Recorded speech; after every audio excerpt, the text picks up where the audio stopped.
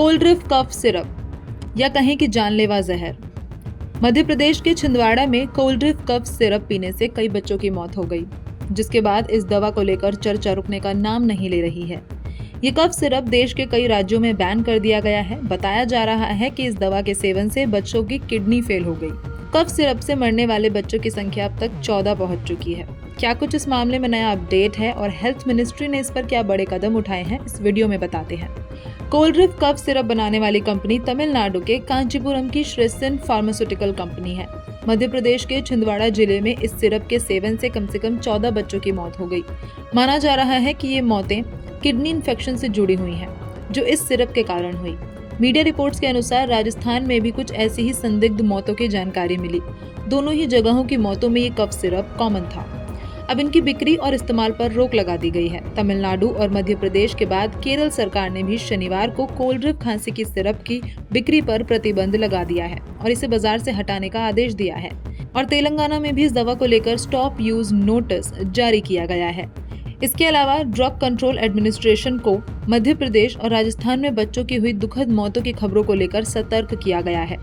मध्य प्रदेश ने तमिलनाडु में श्रीसन फार्मास्यूटिकल द्वारा बनाई जाने वाली कोल्ड्रिफ पर तुरंत कार्रवाई के निर्देश दिए हैं।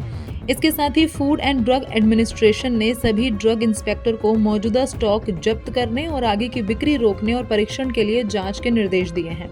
अब इस मामले में केंद्र सरकार ने शुक्रवार को सभी राज्यों को एक एडवाइजरी जारी की, जिसमें ये कहा गया कि 2 साल से कम उम्र के बच्चों को खांसी या जुकाम की दवाइयां नहीं दी जानी चाहिए। स्वास्थ्य मंत्रालय के DGHS द्वारा जारी इस सलाह में कहा गया कि 5 साल से कम उम्र के बच्चों के लिए खांसी की सिरप आमतौर पर सिफारिश नहीं की जाती है। इसके अलावा 5 साल से ऊपर के बच्चों में अगर इन दवाओं की जरूरत हो भी तो डॉक्टर की पूरी जांच के बाद ही होनी चाहिए।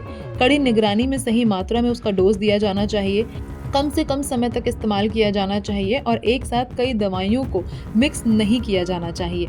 Central drug standard control organisation ने मध्य प्रदेश और राजस्थान में बच्चों की मौतों के बाद 6 राज्यों की फार्मास्यूटिकल मैन्युफैक्चरिंग यूनिट्स में रिस्क बेस्ड इंस्पेक्शन शुरू कर दिया।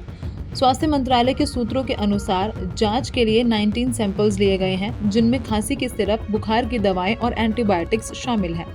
ये सैंपल उन फार्मास्यूटिकल मैन्युफैक्चरिंग यूनिट से लिए गए हैं जो हिमाचल प्रदेश, उत्तराखंड, गुजरात, तमिलनाडु और मध्य प्रदेश, महाराष्ट्र में स्थित हैं। इन इकाइयों में ही 19 अलग अलग दवाएं बनाई गई थी। फिलहाल इस वीडियो में इतना ही। इस मामले में पूरी क्या जानकारी रही, सरकार ने क्या कहा, हेल्थ मिनिस्ट्री ने क्या कहा और वहीं राज्य सरकारों ने किस तरह इस दवाई पर बैन लगा दिया, इस वीडियो में हमने आपको बताया। वीडियो के बारे में आपका क्या कुछ है कहना, इस खबर के बारे में आपका क्या कुछ है कहना, कमेंट में मेंशन कीजिएगा। इस तरह के वीडियोस के लिए सब्सक्राइब कर लीजिए हेल्थ वायर मीडिया।